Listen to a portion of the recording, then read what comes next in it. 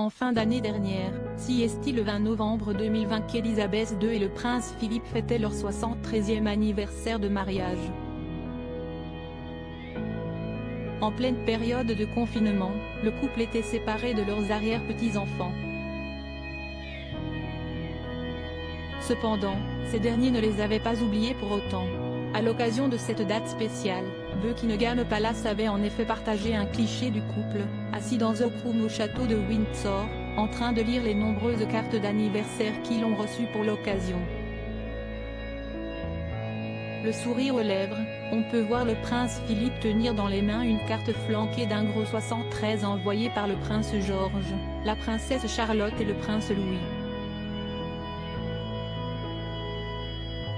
Sur ce cliché pris par le photographe Chris Jackson, Elisabeth II portait sur sa robe en crêpe bleue une broche en chrysanthème remplie de symboles. En effet, cette dernière arborait déjà ce bijou lors de sa lune de miel avec le prince Philippe en 1947. Quelques semaines avant leur anniversaire de mariage, Elisabeth II avait perdu une de ses plus proches amies, Lady Moira Campbell, l'une de ses demoiselles d'honneur lors de son couronnement en 1953, à l'abbaye de Westminster, mais aussi sa cousine, Lady Elizabeth Shackerley.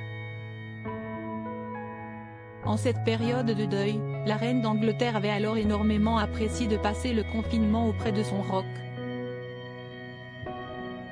Une de ses proches avait alors confié: « Tous ceux qui l'ont vue récemment disent que la reine semble mener une nouvelle vie car elle a adoré la chance de passer du bon temps avec Philippe. »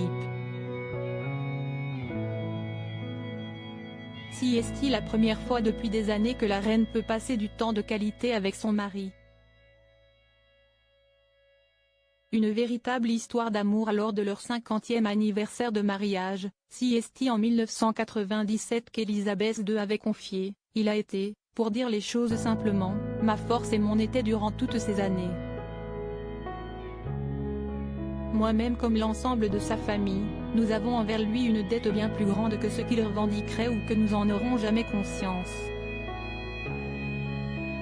Alors que le décès du prince Philippe est une perte terrible pour Elisabeth II, CST sur le plateau de cet avoue qu'Isabelle Rivers, chef du service royauté au magazine Point de Vue, a expliqué hier: « On dit que depuis la disparition, CST très difficile à vérifier, mais CST un bruit tenace là-bas, depuis la disparition de la reine-mère, la mère d'Elisabeth II, et de sa sœur la princesse Margaret, le prince Philippe était le dernier être humain au monde à lui parler normalement, à lui adresser la parole comme à une personne normale. »